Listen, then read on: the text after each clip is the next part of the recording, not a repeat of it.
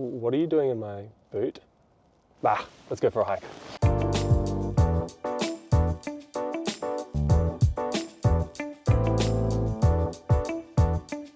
Well, hello, it's Sil here. Thank you for tuning in to today's video of me going camping solo. It has been one of my favorite videos ever that I've ever made. It was just spectacular. We saw beautiful Australian flora. We did a bit of bushcraft. I got poked in the eye. All in all, it's just been an awesome trip. And I really hope you guys enjoy watching it as much as I enjoyed making it. Let's go. Whoop, almost forgot that. Would have to come back to that one. All right, guys, so this is my finger. The trip we're about to do is to hike right up this, which is very intense apparently. It's like 3 hours of just straight up hiking. And then we hike along the side, we go to the top of that mountain. To the old scrub. We're out to the west of ACT on Namadgi land, and gonna just be an overnight hike. Go up to the top of the mountain, come back down halfway, pull up camp, hang out. This is my first camping video for YouTube. I do enjoy camping and hiking, but haven't done it much for the last 2 years. And I just want to get back out there. I just realized, even on the drive in, I was just like, this is me. This feels so good. And I love doing it solo. And I think everyone can develop a relationship with the country they live in, the land they live on, and maybe better said, the land they live with. Right now it's a bit of a love-hate relationship because for the next 2 hours I am going to be going up.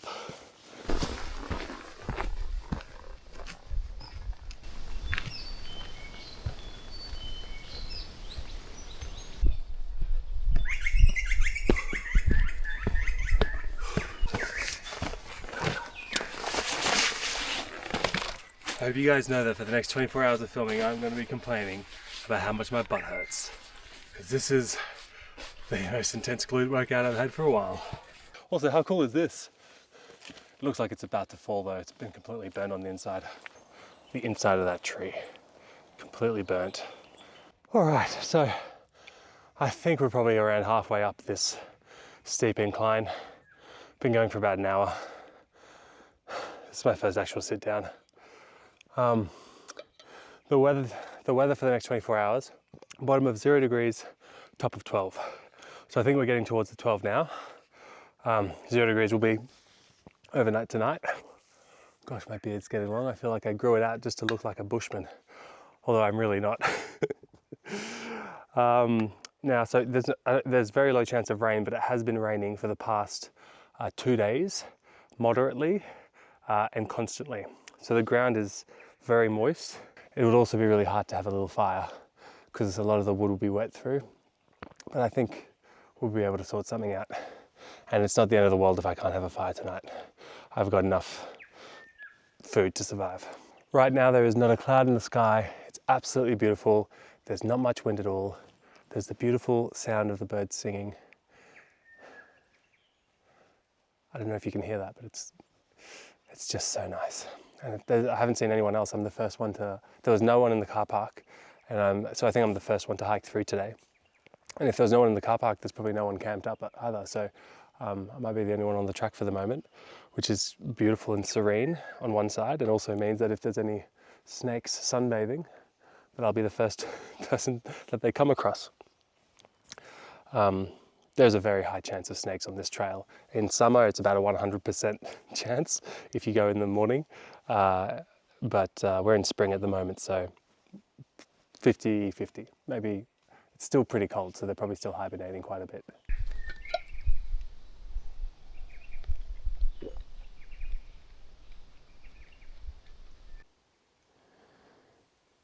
There is something just so incredibly beautiful about gum trees.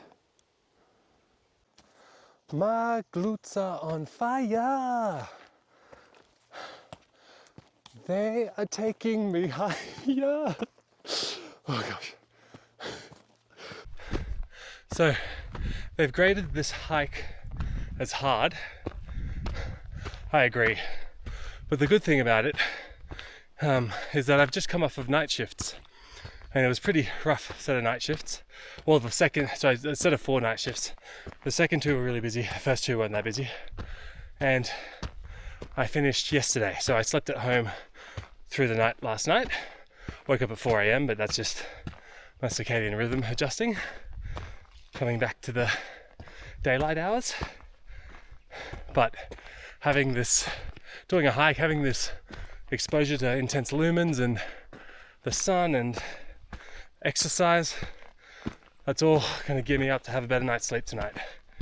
Because, you know, air mattresses and camping, you never sleep as well. So kids, this is a widowmaker. This is what they call widowmakers when you're setting up a campground. And in fact, this one is totally alive. Essentially, a widowmaker is a limb of a tree that falls and crushes you and kills you while you sleep when you set up camp. And eucalypts, well, they drop their limbs a lot. This one's quite it's alive. Like, it's not a dead branch. Usually you look up and you look for dead branches that could crack off, and you try and place your tent in a way that's not under them. But this would have just been sheer bad luck. All right, now the trail has leveled out and we've done the hard incline. That was hard. I thought it is a good idea to talk a little bit about ways you can get killed doing these kind of solo camping trips around Australia. That's one of them, having a widowmaker crush you in the middle of the night. And around Canberra, there's a couple of threats to be aware of.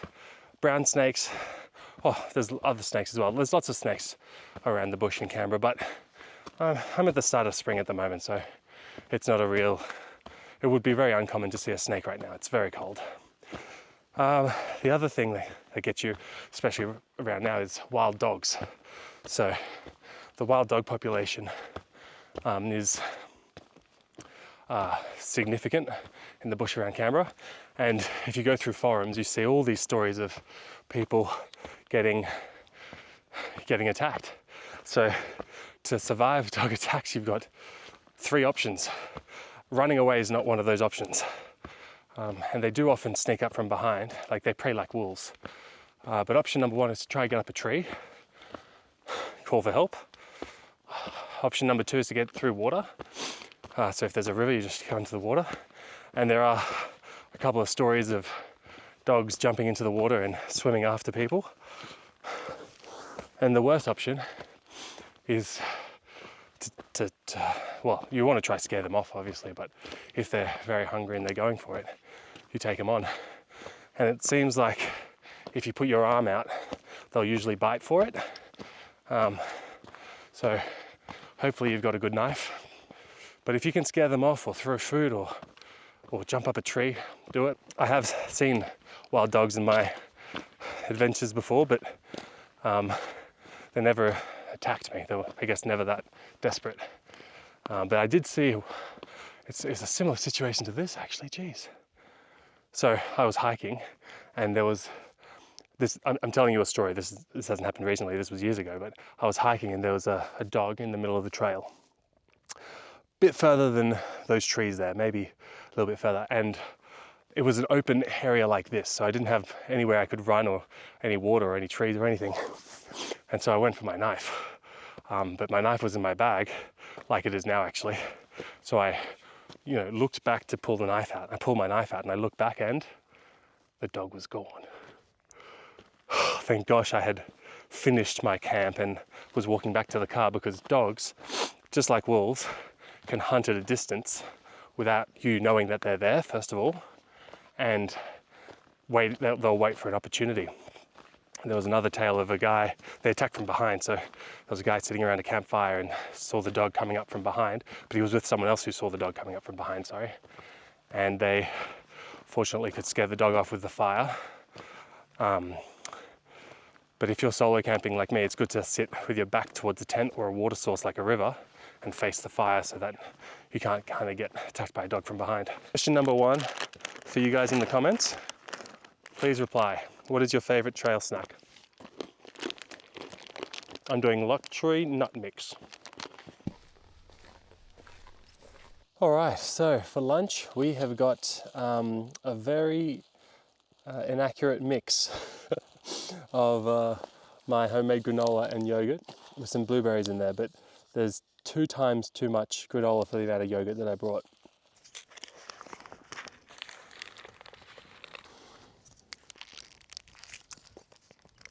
I've decided to use this bag to eat out of, but maybe that was not the best decision because I could have used a cup or something and had this bag as a container for something else, because now it's going to be riddled with yogurt. Anyway, I've committed now. That's yogurt, muesli and blueberries. I'll just mix them up. That's great. Now I can just eat out of that. Love long spoons.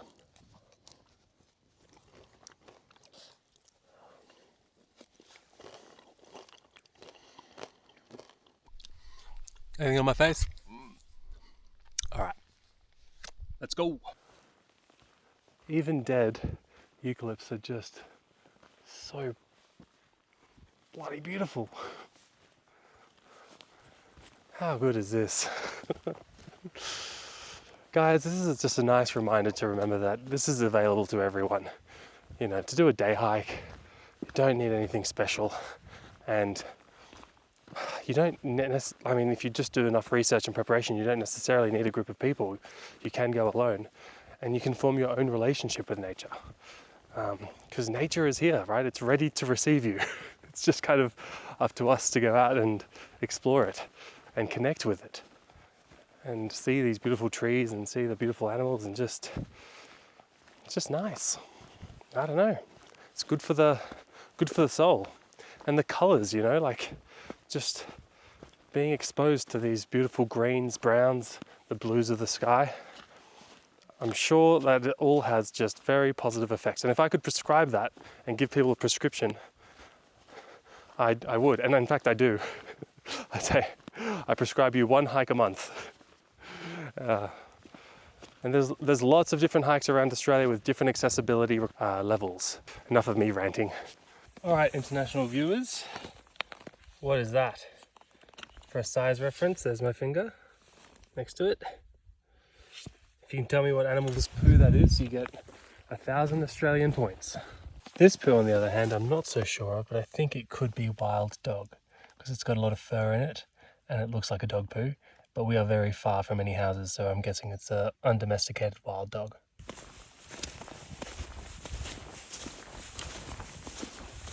If anyone can tell me what kind of bird that is, I'm sorry about the quality, but it is just so brilliantly orange. It's very small, a bit bigger than a finch.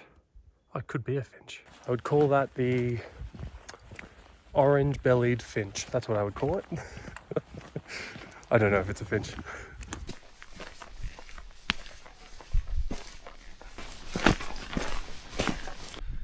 All right, so I've been walking half a day, and roughly, and haven't heard a single stream. Oh, a kookaburra is flying by. I'm not going to get that on the camera. It's too far. And I'm about 250 mils of water left. So I'm starting to get a little bit worried. If I finish my water, I think I'll just do 1 more hour of searching for water and then just cancel the camp. I'll just go home. I've got 3 liters in the car.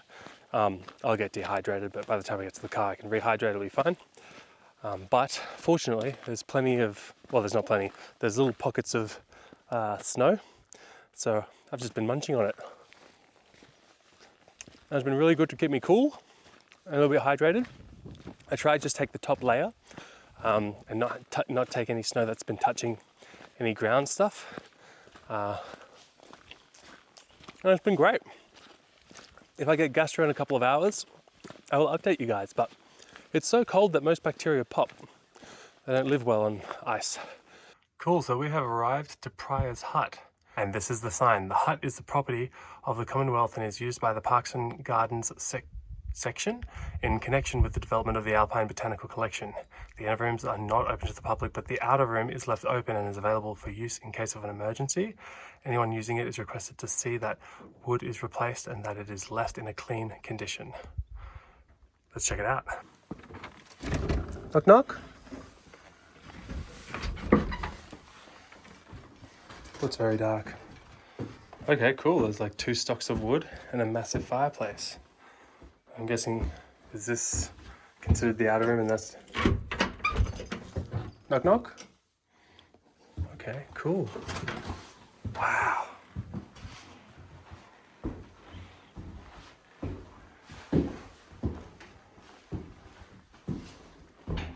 Here we go, guys. Prior's hut. It's very dark, but it's shelter.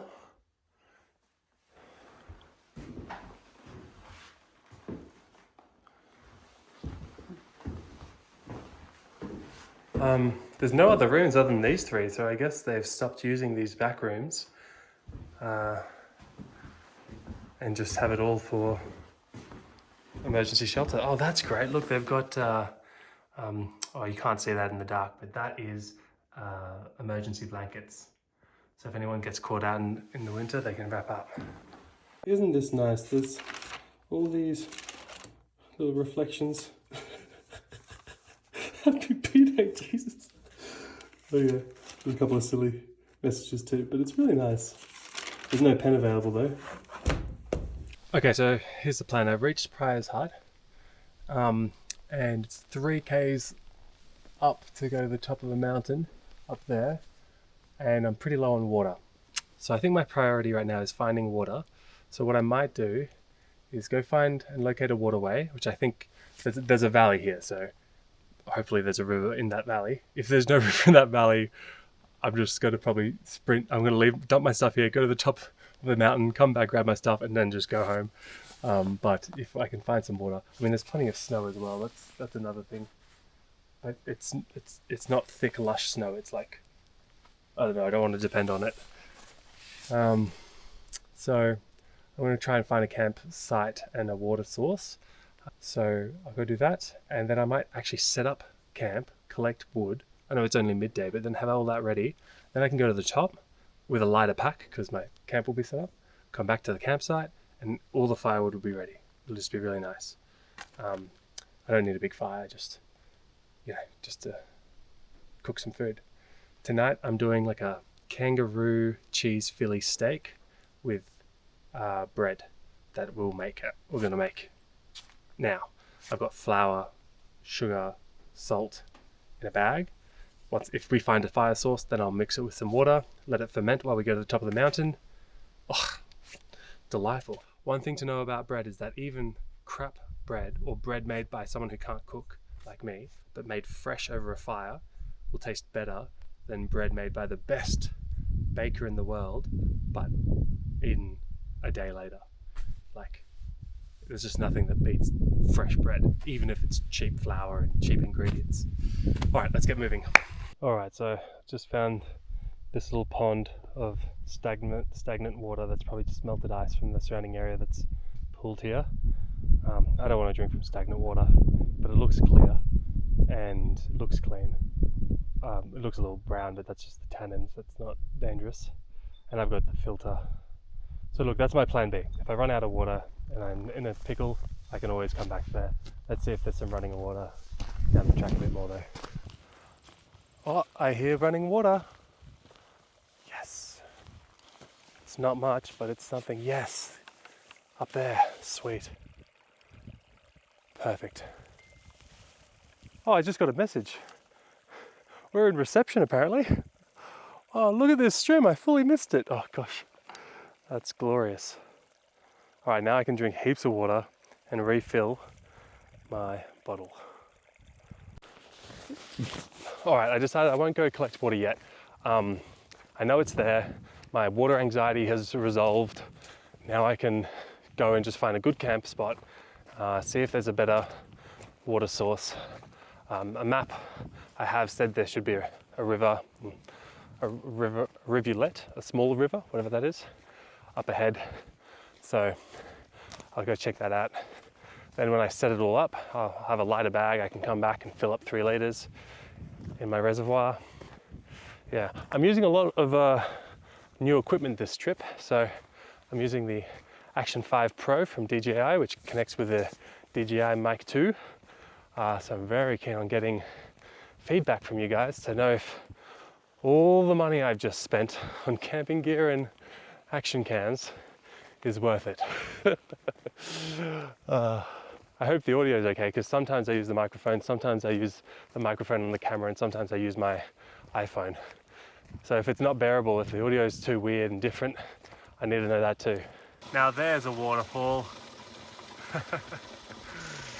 That's where I'll get my water from, if there's no river. Alright, so I've been bush bashing for like almost an hour, and every almost flat spot I've found is either covered in ants, or to be honest, there hasn't been any flat spot I've found.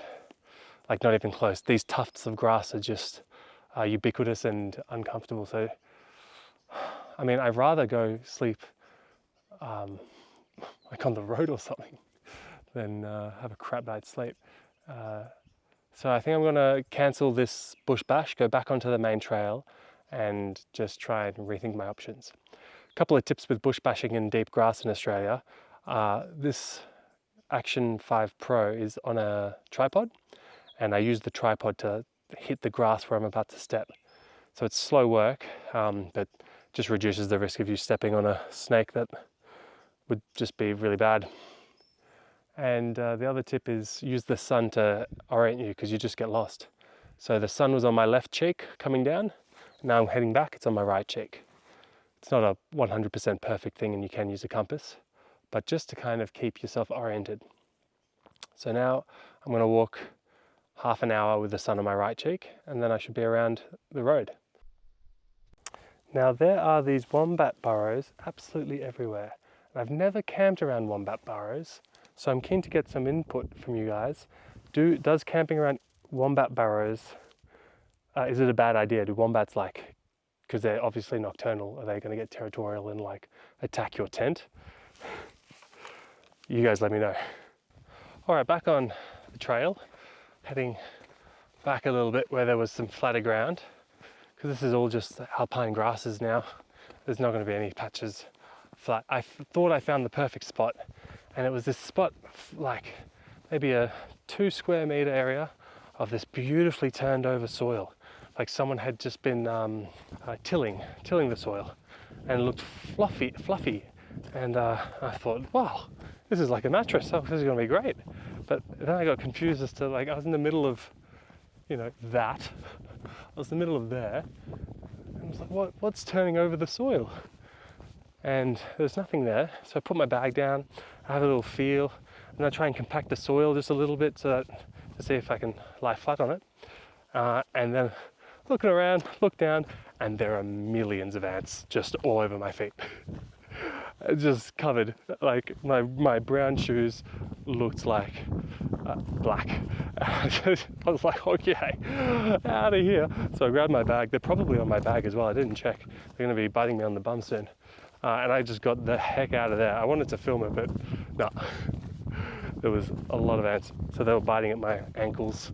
But we got out of there. We survived to see another day. They were very small ants. Well, look at this. A patch of open grass. And there's a little set of rocks there already for a little fire. Well, I found camp. I'm stoked with this. And there's the view of the mountain I'm going to the top of. The only suboptimal thing is that the sun rises in the east. So tomorrow morning is going to be very cold, because there's this set of pines that have been planted 60 years ago or something. Just this pocket of pines. They're called Scots pines. They're an invasive species in North America, but this area is part of the botanical gardens, and they planted some pines for their research. Alright, I'm starting to get lightheaded when I stand up, so I'm actually quite dehydrated. So I'm just going to do a basic job at setting this up. I'll put the fly on and the sheets in. I actually, when I roll all the tent up, roll it in with the blow-up mattress inside, and I can blow that up later. Right now I think I need a lot of water. And I'll chuck the fly on, and then I'll go get some water and go to the top of that mountain. Let's go. Also, for everyone who's international, I know that's not like a mountain. It's not like a Himalayas. That's a mountain for Australia. It's an Australian mountain. We've got different standards in Australia.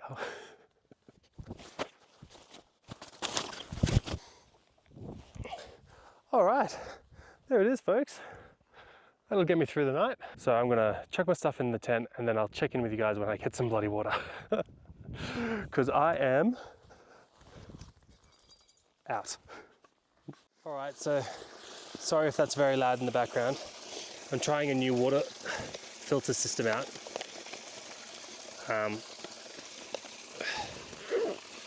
Let's see how we go. Pop my bag over there. Oh, that's some sharp grass. Oh, got me good.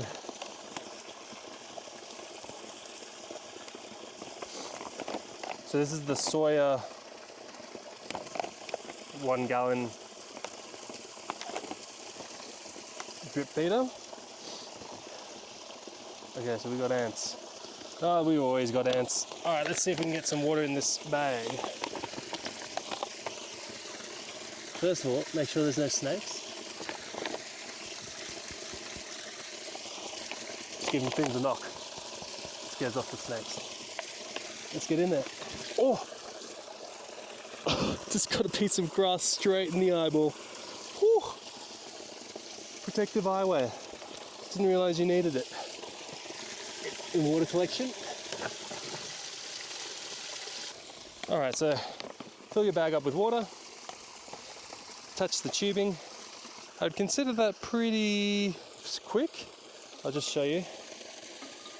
It's that quick. What I'll do is just make it, I'll do 1 litre, drink as much as I can, do another litre, just in the canteen, go to the top of the mountain, come back, and then I'll do 4 litres to get me through the night.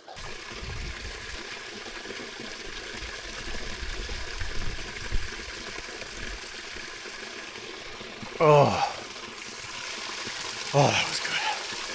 Oh. Now that is what I call a 1 litre fluid bolus. Oh guys, I totally forgot when we were at the water, one of the things I wanted to do with the water was to prep some bread. Okay, so in here, about 2 cups of flour, 1 and a bit teaspoons of yeast, 1 and a bit teaspoons of sugar, 1 and a bit, less, maybe 1 teaspoon, a bit less than a teaspoon of salt. That's it. So just gonna measure out roughly. All right, so that's about 300-ish mils. This is all from the Outdoor Boys YouTube channel. All right, so I'm gonna knead for a couple of minutes and hopefully we get the consistency we're looking for. Let's have a look. Yeah, it's too watery. I don't really know what'll happen. I'm still gonna cook it, don't get me wrong.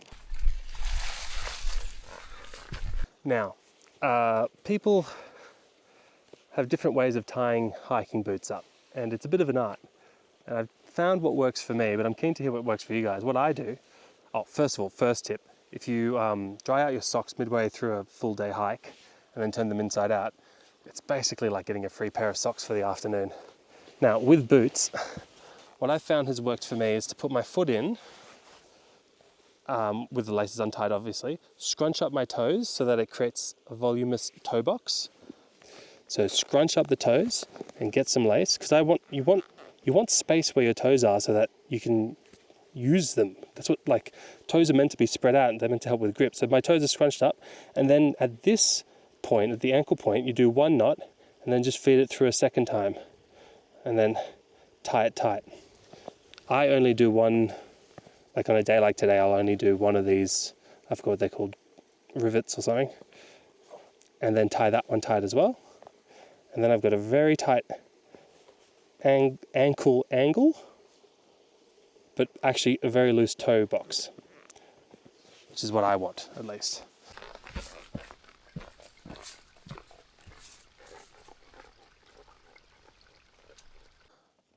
Well, here we are.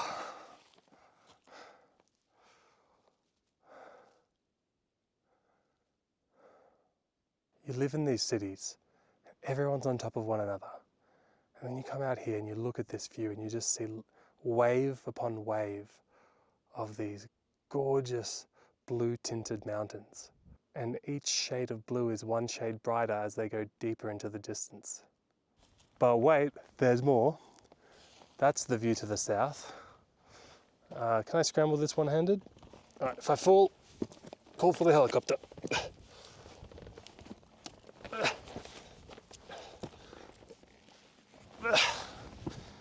This is the view to the north. No Game of Thrones memes required.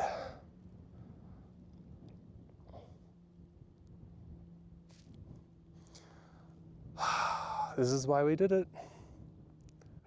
Wow, look at all these trees and the angle. They're all angled to the left.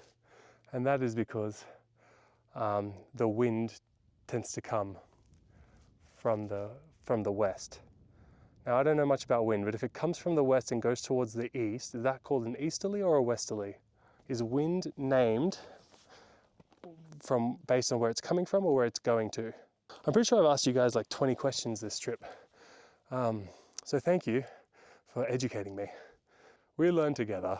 Let me know if I've taught you anything in this video. All right, I'm just gonna sit up here for a little while. You know, I haven't seen anyone else the entire day. It's been completely, not a single soul. I haven't even heard anything, like no human activity at all. Just me talking to the camera. So I think I'm gonna shut up for a little while and just kind of soak in the silence and the forest and the views. How beautiful are these snowy gums? Look at the swirls and the bark colour. They're just everywhere as well. It's so beautiful.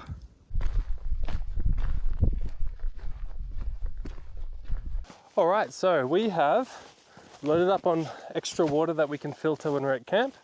I've got that water full, ready to go. And that's about a litre in the bag. There's 3.7 litres-ish, the 3.5, so that should get me till tomorrow morning. But I can trek back if I need to. It's only about 15 to 20 minutes. And it might be nice to do this walk in the dark with the stars. So maybe I will. The other thing is I checked out the bread. Yeah, so the bread is looking better than I expected, but I've still got a guarded hope. Is that the right expression? I'm cautiously optimistic. I think we'll be able to make it work and eat it, but we'll see. But anyway, I should have double checked the recipe before leaving, but anyone who knows me will know that I don't read recipes very well. My friend was actually asking me, why are you doing a camping video? It's not a, like, isn't your channel a mental health education channel? And I was like, yeah, but like, this is mental health education. Like, camping and going for a hike, it's very good for your mental health. So yeah, if this video just makes one person go, I feel like going for a hike this weekend, then that's just awesome. And that's why I'm doing it. That's literally why I'm doing it. I was watching a YouTube video of someone going for a hike and I was like, I'm gonna do that. Yeah. Anyway, you can probably see the sun behind me, which is making me a silhouette, I bet. But there's about 2 to 2.5 hours of light left. Probably about 2 hours of light left. So I'm walking back to camp. I'm just gonna chill, get set up. I'm gonna fall asleep very early tonight because I've just come off of night shifts and I'm feeling jet lagged. A little bit actually, but just all this activity has really helped. I got a bit of a headache, but it usually, like, with night shifts, I usually get a headache afterwards anyway. I brought 2 Panadol just in case. All right, back at camp, dumped the stuff, found a place to hang up the water, which is going to be great, so that'll filter much quicker. So plan for the moment is to set up the sleep system, and basically then I'll just start gathering a bit of firewood, get everything ready. Yeah, and then we can get into our comfy, warm, static, pajama, sleepy clothes. Oh, everything hurts.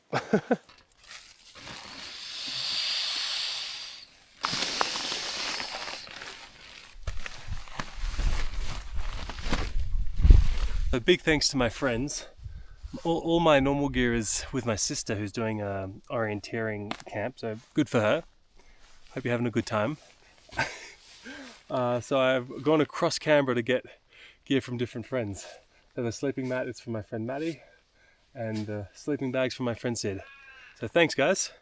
And I got this, I've never used a pillow before. I'm a stomach sleeper. I don't always use a pillow, but this is from Alton Goods. And yeah, I'll see how we go tonight. I haven't used it before.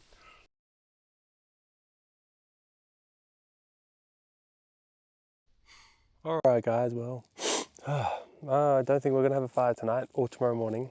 And the sun is setting. If you take a distance between your thumb and middle finger, it's around 15 degrees. And the sun moves 15 degrees every hour, because 360 degrees, full circle, divided by 24 hours, 24, equals 15. At least I'm pretty sure that's how I understood it. And so we've only got about half an hour of light left, really, before it's behind the mountains and it's going to be very cold. It's already starting to get very cold. So I've got gear to be warm, so I'm not worried about that. Just won't have my yummy dinner, so I'll have to eat that at home tomorrow. It's just going to be avocado and tuna tonight, and I'm going to eat them inside. I'm going to start getting warm, and I'm going to feel a bit sorry for myself, but I take full responsibility. I think what I'm going to do tomorrow morning is just not eat at all, not have a coffee at all, just go straight to the car, and then I'll just have like a nice coffee and breakfast on the way home. It's a really beautiful sunset, gorgeous golden colours, but absolutely freezing. Well, I'm lying down, and even lying down on my belly, my head touches the roof. I think this tent is a bit too small for me. Also, have a look at these incredible photos I took with my iPhone. There's this setting to take astrophotography where you just have an increased exposure, and it's just beautiful. Well, good morning, guys. That was actually a pretty good night. I slept pretty well. It's about 3 a.m. at the moment, and I just decided. I think I woke up about half an hour ago, and I just decided I'll try to go back to sleep for half an hour, and if I can't, that's fine. This is sometimes what happens when I come off of night shifts. I just wake up at around 3 a.m. And if I'm at home, then usually it's okay and I can get back to sleep. But it's just a bit too cold to comfortably fall back asleep here. Yeah, it's very cold. Not like risky cold. I've got enough gear to be okay, and I would be able to lie in bed for the next 4 hours and wait till sunrise. Or, sorry, 2 or 3 hours. Wait till sunrise. But I don't have to. So I just realised I can just go. That's the beauty of solo camping. You can kind of do what you want. It's a very safe hike back to the car. It's steep downhill, but it's all well formed and stairs. So I just decided I'm gonna head back. The thing is, it gets colder and colder until the sun rises. So if I stay in bed and try to get back to sleep, and like this sleeping bag's just a bit too small for me. Like I can't get fully in it. So I think it's great to borrow friends' gears, but I should have just tested it out first. Yeah, it's a great sleeping bag, but I just can't really seem to get all the way in. And every time I kind of stretch out, it pulls it off of me. As you can see, my arms just stick out. But I'm still very grateful for all my friends lending me their gear. Thank you. Let's go.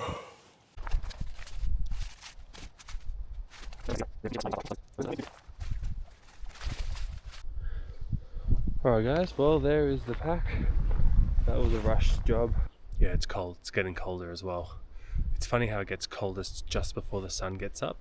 I always thought it would be coldest at midnight, but that's not how it works obviously, because the sun is what heats the ground, and so the longest time away from the sun is the colder the ground gets, so that's why it gets coldest just before sun rises, because that's the maximum amount of time it stays away from the sun.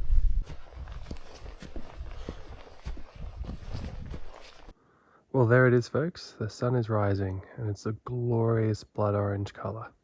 And the moonrise was also so beautiful, but I didn't even try to film that because the moon never looks as good as it does on camera as it does in real life. Anyway, still got about 3 or 4 kilometers to go, and it's gonna get very steep and downhill soon, so better crack on.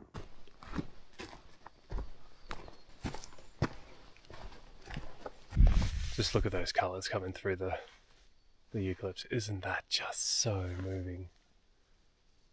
Oh, I was feeling sorry for myself and sleepy before, but this is just spectacular. I don't even need the undisrupted view. It's beautiful. It's almost more beautiful with the forest of eucalypts in the way and the silhouettes that it forms. Just glorious. Anyway, what I was saying is that waking up in the middle of the night and having to hike up is something you have to do when you climb Kilimanjaro on the last day. You actually wake up at 11 p.m. and you hike for 6 hours straight uphill.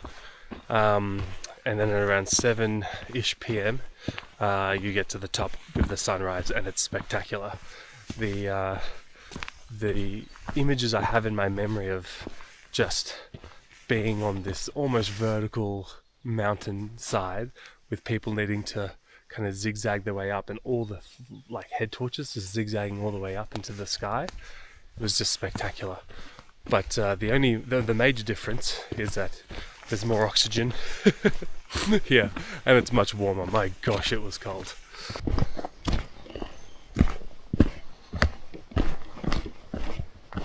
So I just remembered that on the way over to this hike, I stopped at the servo to get some petrol, and I got a Kit Kat. For those who don't know what a servo is, by the way, in Australia we shorten every word and then add an O at the end of it. So bottle shop becomes bottle O, service station, which is a petrol station, becomes servo. So now I'm just fantasizing about this Kit Kat when I get to the car finally. I don't think I've ever had a Kit Kat at 6 in the morning, but here we go.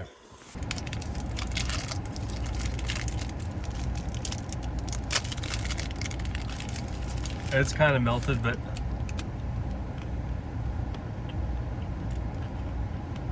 that is just fine. By the way, guys, I did end up cooking up the bread and the kangaroo and the veggies and the cheese, and it was good.